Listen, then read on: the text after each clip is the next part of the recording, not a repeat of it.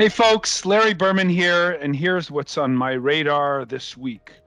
I think we're dodging we're dodging tape bombs and missiles here. Um, it's been a interesting week to say the least.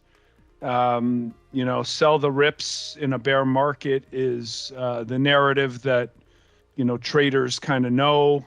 Uh, this week underscores that when they go back in history and look at the chart books on what do you do in a bear market. This week was the example of it.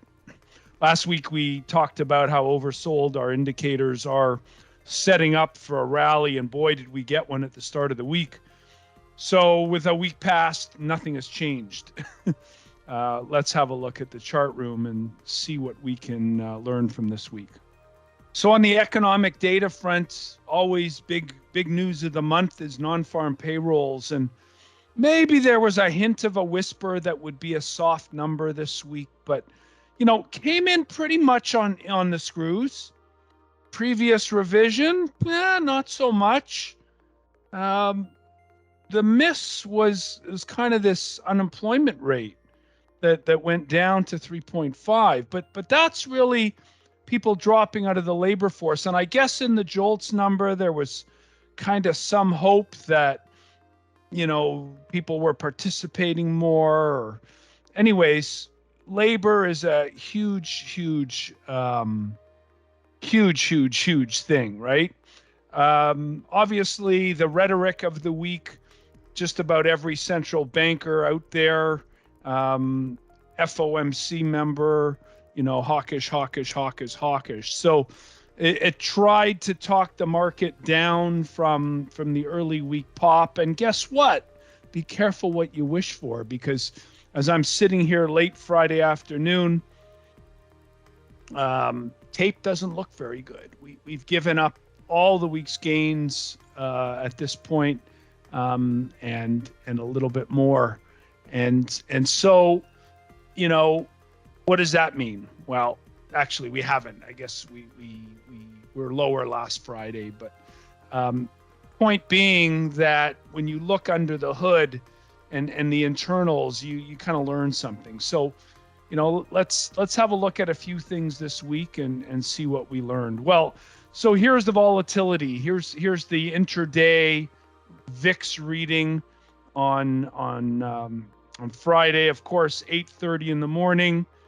There's your non-farm payroll. Volatility swings around. We get a bit of a silent period before the open, and then we get the open. So market sells off, VIX spikes up. We make a lower low in the market around midday, and really into the close here, even as the market is bleeding lower the last couple hours, VIX really hasn't made a higher high.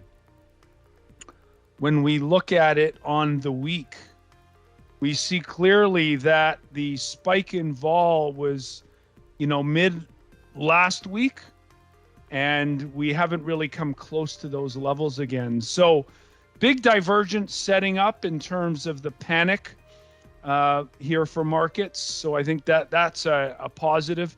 Not trying to paint a bullish picture necessarily. What I'm saying is the market's very oversold here, and people aren't paying up for volatility, which tells you the degree of bearishness is a notch less than it was a week ago. And I think that's important learning here. When we look at inflation break-evens, so the employment number today, bad, not really bad. It's not going to change one iota of what the Fed is going to do in November. Next week's inflation numbers, if they come on a little bit hotter, not going to change one iota of what the Fed is planning on doing. But if they're softer, boy, this market set up for another rip again. So I think that's the biggest risk here, especially after the late week sell-off. And you don't necessarily want to be aggressively long going home for the traders out there, but probably not a terrible idea. Given that inflation expectations still very, very well contained. So what's happening here? Utilities. boy, oh boy, look at the last couple of weeks. It's not like, this thing was, was it overvalued? Absolutely. But utilities have been overvalued for a long time. The preference for safety, right? Utilities, high dividends. Now, there's a big part of what's happening here is maybe a realization that these guys are very interest rate sensitive. As interest rates go up, there's margin pressure coming. So have a look at this chart. Lower lows kind of here, sort of higher highs. It's kind of bizarre, but the whole defensiveness of utilities is really bizarre. And we suggested last week, what would you rather own, technology or utilities? And the answer to me is tech. Again, I showed this last week. Well, we can do it again. If you look at the PE of utilities, 24.43 times earnings on the PE side. And you look at XLK, which is the technology sector, and you look at the equivalent, and you say tech is priced at a cheaper multiple than utilities. Again, there's a trade there somewhere, isn't there? So continue to believe that that's the case, and bears watching. What we did in our portfolios this week, we rotated out of some defensives and we got into some more tech. So I got out of my equal weight S&P and I got into market cap weight S&P, and that automatically gets me a little bit more cyclical, and it gets me a little bit more tech weighted versus a bit more defensive in value. Not because I'm bullish, but for a trade, it kind of makes sense here.